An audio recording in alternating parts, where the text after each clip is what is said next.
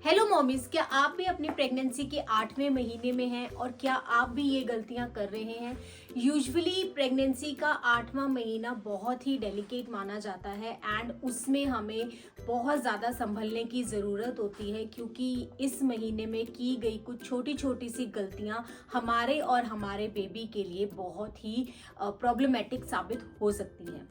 Hello ji, मैं हूं Apoorva. Welcome to my channel baby mother tips. आज की वीडियो में मैं बात करने जा रही हूं कुछ ऐसी 10 गलतियों के बारे में जो कि मदर्स यूजुअली करती हैं जब वो प्रेग्नेंट होती हैं, जाने या अनजाने में। और ये गलतियां अफेक्ट करती हैं आपके बेबी की हेल्थ को और आपकी हेल्थ को। आज की इस वीडियो में हम इस गलतियों को पहचानेंगे और देखेंगे कि कैसे हम इन गलतियों को अवॉइड कर सकते हैं। अगर आप हमारे चैनल पर नए हैं तो चैनल को सब्सक्राइब जरूर कर देना, हो सके तो वीडियो को लाइक कर देना एंड शेयर करना इस वीडियो को, जिसको भी आप लगे इस वीडियो का बेनिफिट हो सकता है। स्टार्ट करते हैं सबसे पहली गलती से। सबसे पहली गलती जो बीइंग अ मदर आप जाने अनजाने में कर जाते हैं वो है डिहाइड्रेटेड रहना। प्रेगनेंसी में पानी बहुत ज्यादा इंपॉर्टेंट रोल प्ले करता है। यूजुअली भी जब हम प्रेग्नेंट नहीं भी होते तो भी पानी बहुत इंपॉर्टेंट होता है हमारी बॉडी के लिए, क्योंकि हमारी बॉडी 70% पानी से बनी हुई होती है। लेकिन प्रेगनेंसी में ये चीज और ज्यादा इंपॉर्टेंट हो जाती है, क्योंकि अगर हमारी बॉडी में सही मात्रा में पानी नहीं होगा तो हम वीक महसूस करेंगे, वीकनेस आएगी, आपको चक्कर आएंगे और जो एमनियोटिक फ्लूइड होता है उसकी कमी भी आपकी बॉडी में हो सकती है। एमनियोटिक फ्लूइड बच्चे के आसपास होता है, प्लेजेंटा के आसपास जो फ्लूइड होता है वो बहुत ज्यादा जरूरी होता है बने रहना। तो अगर आपकी बॉडी में पानी की कमी आएगी तो यह फ्लूइड अच्छी मात्रा में बन नहीं पाएगा, जिसकी वजह से आपके बेबी की हेल्थ जो है वो अफेक्ट हो सकती है। तो इस चीज का बहुत ज्यादा ध्यान रखिए कि अपनी प्रेगनेंसी के दौरान, पूरी प्रेगनेंसी की जर्नी के दौरान अपने आप को हाइड्रेटेड रखिए। हो सके तो 10 से 12 ग्लास पानी जरूर पीजिए। अगली गलती जो being a mother, being a pregnant lady आप कर सकते हैं during your 8th month of pregnancy, वो है सेल्फ मेडिकेशन। जब भी एक नॉर्मल सा सिर दर्द होता है, पेट में दर्द होता है, हम इंडियंस की आदत होती है कि हम अपने आप से, अपने हिसाब से मेडिसिन ले लेते हैं। लेकिन ये जो चीज़ है ये आपको प्रेगनेंसी में बहुत ज़्यादा ध्यान रखनी है। अपने आप से आपने कोई भी दवाई नहीं लेनी है, चाहे वो सिर दर्द की हो, चाहे वो बुखार की हो, चाहे वो पेट दर्द की हो। किसी भी चीज़ की दवाई, माइल्ड से माइल्ड चीज़ की दवाई भी आपको खुद से नहीं लेनी है।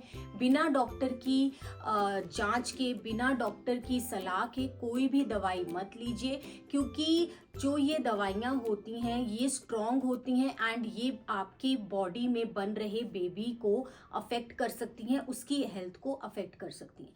तो बिना डॉक्टर की सलाह के कभी भी कोई दवाई ना लें। अगली चीज है कि जो आपको ध्यान रखनी है अपने 8वें महीने में, वो ये है कि अपनी बॉडी को आपने ओवर एक्सर्ट नहीं करना। हम क्या करते हैं, ये काम भी कर लो, वो काम भी कर लो, आज ये भी खत्म कर देती हूँ, आज वो भी खत्म कर देती हूँ। लेकिन 8वां महीना बहुत ज्यादा इंपॉर्टेंट होता है। इस दौरान आपका बेबी ऑलमोस्ट रेडी होता है इस दुनिया में आने के लिए। तो अगर आप इस महीने के दौरान अपने आप को ओवर एक्सर्ट करते हो, ओवर वर्क करते हो, तो ये आपकी बेबी की हेल्थ को बहुत ज्यादा अफेक्ट कर सकता है। इसलिए इस चीज का खास ध्यान रखें कि अपनी बॉडी जो है, अपनी बॉडी के हिसाब से आपने काम करना है। हमारी बॉडी हमें संकेत देती रहती है टाइम टू टाइम कि कब हम ओवर एक्सर्ट हो गए हैं, कब हम में एनर्जी जो है वो बिल्कुल खत्म हो चुकी है, कब हम में एनर्जी है। तो इस चीज को ध्यान रखते हुए आपको अपनी बॉडी की सुननी है, अपनी बॉडी के सिग्नल्स को पहचानना है और अपनी बॉडी को ओवर एक्सर्ट नहीं करना है। काम करिए, लेकिन इतना मत करिए कि आप बिल्कुल ही थक जाएं। अगला पॉइंट है बहुत ज्यादा मीठा खाना। प्रेगनेंसी के दौरान एक मदर को बहुत सी क्रेविंग्स होती हैं। कभी मीठा खाने का मन करता है, कभी तीखा खाने का मन करता है, कभी नमकीन खाने का मन करता है। मिक्स्ड सी क्रेविंग्स होती हैं। लेकिन हर एक चीज की जो हद होती है, अगर हम उसको हद से ज्यादा कंज्यूम करते हैं तो वो कहीं ना कहीं हमारी बॉडी को इनडायरेक्टली अफेक्ट करती है नेगेटिव वे में। यही बात आती है मीठे की बारी में। अगर आपका मीठा खाने का मन करता है और आप बहुत ज़्यादा मीठे का सेवन करते हैं, खासकर आपके 8वें महीने में, तो हो सकता है कि ये आपके बेबी को नेगेटिवली अफेक्ट करे। क्योंकि जब भी आप मीठा खाते हैं, बहुत ज़्यादा मीठा खाते हैं, तो इससे बच्चे का वेट जो है वो ज़्यादा गेन होता है, जिसकी वजह से नॉर्मल डिलीवरी में प्रॉब्लम आ सकती है। अगला रीज़न होता है ज़्यादा मीठा खाने को, जो कहा जाता है कि अवॉइड कीजिए, वो इसलिए होता है कि इससे जेस्टेशनल डायबिटीज़ का भी खतरा रहता है, जो कि प्रेगनेंसी में एक बहुत ही कॉमन चीज़ है। इसलिए मीठा खाओ, अपनी क्रेविंग्स को पूरा करो, लेकिन सब कुछ लिमिट में ही होना चाहिए। ओवर एक्सेसिव आपको कुछ भी नहीं करना है, चाहे वो प्रेगनेंसी में हो, चाहे वो डिलीवरी के बाद हो, या चाहे वो आपकी नॉर्मल लाइफ में हो। अगला पॉइंट है कि excessive use of screen time. आजकल social media, mobile phones, TVs, Netflix, ये सारी चीज़ें इतनी कॉमन हो गई हैं कि हम अगर ज़रा सा भी बोर होते हैं तो हम फटाफट से या तो टीवी चला लेते हैं, या तो हम अपने मोबाइल पे इंस्टाग्राम, फेसबुक, ये सब चीज़ें देखने लग जाते हैं। लेकिन जो ये स्क्रीन टाइम होता है, ये आपकी हेल्थ और आपके बेबी की हेल्थ दोनों को जो है डिटोरेट करता है। Over excessive use of screen time की वजह से आपकी आईज जो हैं वो स्वेलो होनी स्टार्ट हो जाती हैं, आपकी आईज में पेन होना शुरू हो जाता है, और इससे इंसोम्निया भी हो सकता है, मतलब कि आपको नींद आने में प्रॉब्लम हो सकती है। अगर आपने कभी देखा होगा तो यूजुअली कहा जाता है कि जब भी आप सोने लगो उससे थोड़ा टाइम पहले जो है अपना मोबाइल फ़ोन अपने से दूर कर दो, स्क्रीन को बिल्कुल बंद कर दो, ताकि आपका जो माइंड है वो बिल्कुल रिलैक्स हो जाए। इसीलिए कहते हैं कि स्क्रीन टाइम जो है वो लिमिट होना चाहिए, बहुत कम होना चाहिए। जैसे कि मैंने बोला था कि मीठा लिमिटेड होना चाहिए, उसी तरह से स्क्रीन टाइम भी लिमिटेड होना चाहिए। ठीक है, बोर हो रहे हो, थोड़ी देर के लिए देखा, लेकिन अपनी आइज़ को रेस्ट ज़रूर दो। 20 मतलब अगर आप 20 मिनट से ज़्यादा स्ट्रेच में यूज़ कर रहे हो, चाहे वो टीवी हो, चाहे वो मोबाइल फ़ोन्स हो, या लैपटॉप पे ही आप काम क्यों नहीं कर रहे हो, 20 मिनट से ज़्यादा कंटिन्यूसली आपको नहीं देखना चाहिए। बीच बीच में आपको रेस्ट लेना चाहिए, अपनी आइज को रेस्ट देना चाहिए, अपनी बॉडी को रेस्ट देना चाहिए। अगला पॉइंट है कि एक ही पोजीशन में या तो ज्यादा देर तक बैठे रहना या ज्यादा देर तक लेटे रहना।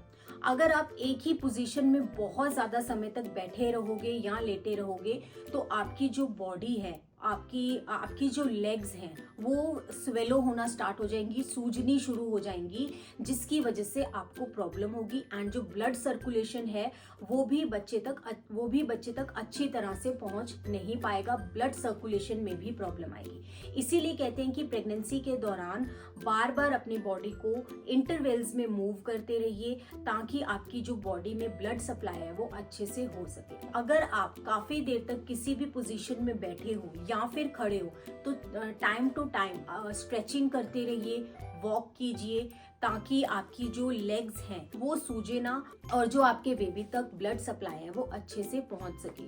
क्योंकि 8वें महीने में बॉडी का वेट काफी ज्यादा हो जाता है बेबी बम्प की वजह से, इसलिए सारा भार जो है वो आपकी लेग्स के ऊपर आ जाता है।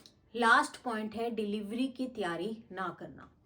क्योंकि आपका जो डिलीवरी टाइम है 8वें महीने के दौरान ऑलमोस्ट नज़दीक आ चुका है, तो अगर आप प्री प्लान नहीं करेंगे किन किन चीज़ों की आपको ज़रूरत है, हॉस्पिटल में, घर में, आपके बेबी के लिए क्या क्या चीज़ें ज़रूरी हैं, अगर ये चीज़ें प्री प्लान नहीं होंगी तो आपके माइंड में कहीं ना कहीं स्ट्रेस रहेगा कि मुझे ये भी लेना है, मुझे वो भी लेना है।